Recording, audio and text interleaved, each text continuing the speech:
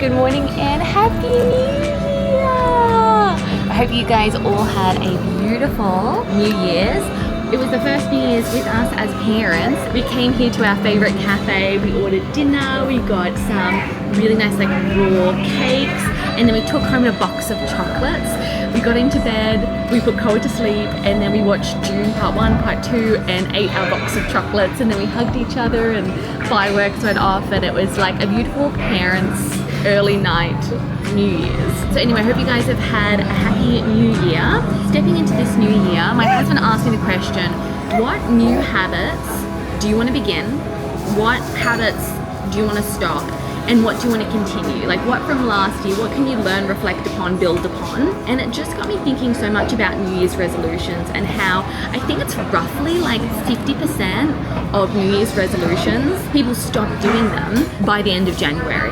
I love the idea of New Year's resolutions, like kickstarting the year with a positive mindset, with new goals, new visions.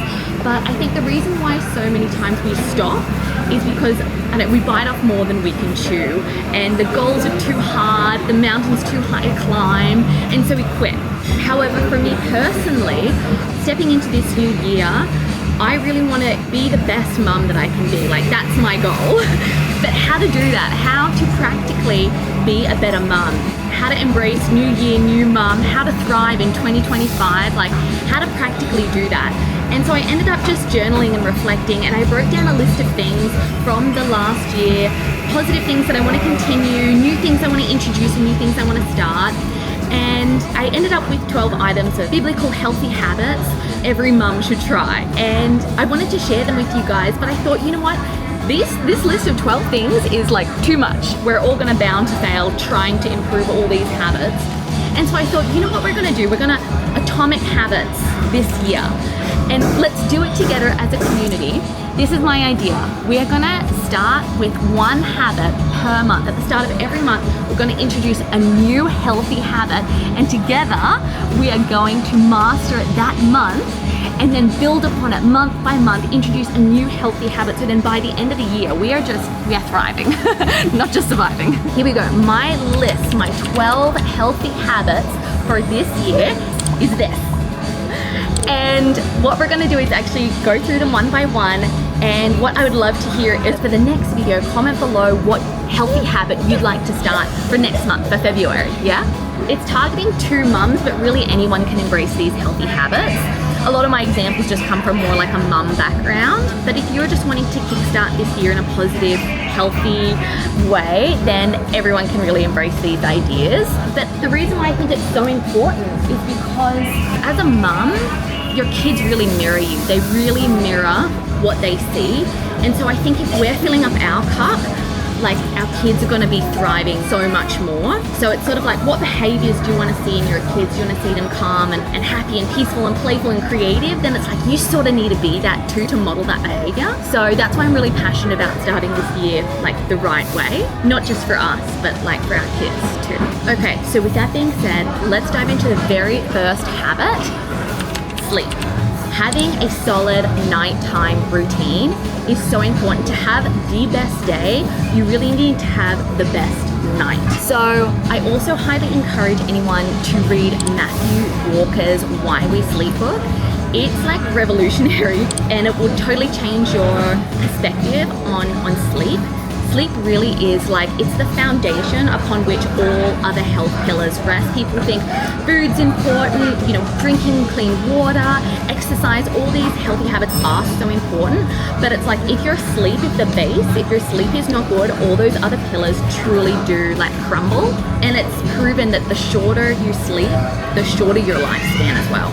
Sleep is the most effective thing you can do to reset your brain and your body's health each day. So a couple of fun facts from Matthew Walker's Why We Sleep book I wanted to share with you. During daylight saving, when you lose 1 hour, there is an increase in 24% heart attacks admitted into hospital that following day. So people just losing 1 hour's sleep, as a result, there is 24% more people having heart attacks. And then the reverse is true as well. So if you gain that hour back when daylight savings finishes, then there is a 21% reduction in heart attacks admitted into hospital. So just that 1 hour, so powerful. Also, if you do not get enough sleep the week before a flu shot, you produce 50% less antibodies. One night of bad sleep, around 4 hours, equals a 70% drop in your critical anti-cancer fighting immune cells. Like, that's massive. And then this one's so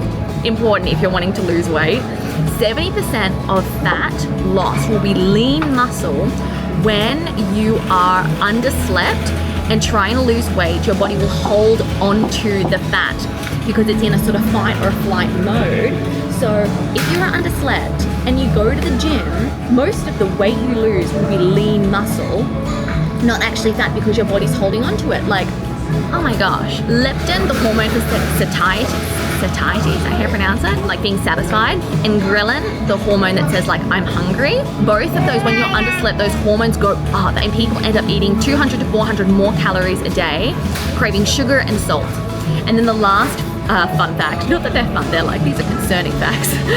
Medical residents that have performed a 30-hour shift in a hospital will make 460% more mistakes in the ICU. Oh my gosh, like sleep is so important. So if we know that sleep is so important and so critical, and it influences every aspect of our life, if it's the base upon which all our health really rests, if it's so important, how to get a good night's sleep. I just think of Koa and like all babies, because whenever you try to put a baby down, everyone knows that they need to have a real like routine. You need to bath them, put them in their pajamas, and read a book to them, rock them to sleep. You can't just put a baby down in bed and be like, go to bed. Thank you so much. Awesome, thank you. So in the same way that babies need to have like a sleep routine, we need to have a sleep routine to wind down. And these are things that I found personally so effective for me. So tip number 1 is not eating food at least 2 to 3 hours before going to bed. Your gut just needs that time to process and digest and reset. So not eating any food before going to bed, otherwise your metabolism is still working, and it means that it's actually harder to fall asleep and stay in a deep sleep. Second tip is to have a warm shower before bed.